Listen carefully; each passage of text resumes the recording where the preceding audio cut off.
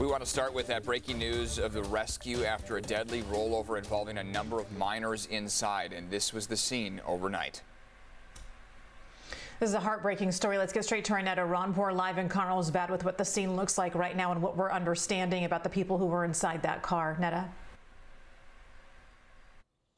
Yeah, unfortunately, police are telling us that everyone in this vehicle under the age of 18, so all being described as juveniles, and there was one young man who was killed in this wreck. It happened just before 2:30 this morning. So here we are, 6 a.m. now, and they are still out here investigating. They still have this area blocked off. It happened right off of a Carlsbad Village Drive and Valley Street. So at the moment, they've blocked off Carlsbad Village Drive between Monroe and Highland. So again, they got the call around 2:30 this morning. Someone reported hearing the sound of the wreck.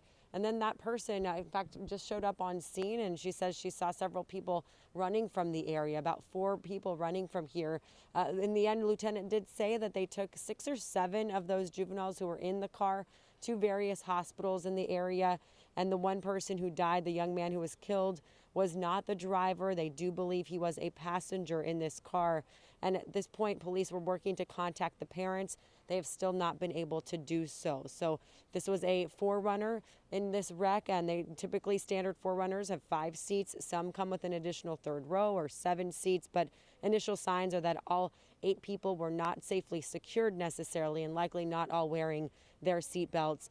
And again, police got that call because this person who lives near here just heard the crash and was able to call 911 immediately. The lieutenant obviously will be out here for quite some time with the investigators. They're going to figure out what caused this single vehicle rollover crash. But of course, these are very difficult calls to come to. These are always difficult calls to come to and investigations to conduct, and we just try to do everything that we can to take care of the people that were in the car and their families while we conduct our investigation.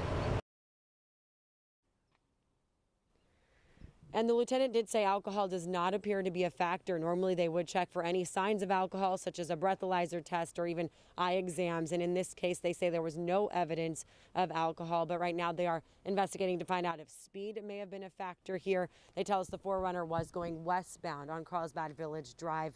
And all of this area is blocked off. A few people have come out on their morning bike rides and morning walks, and officers are asking them to please stay away. There's still a lot more work they need to do.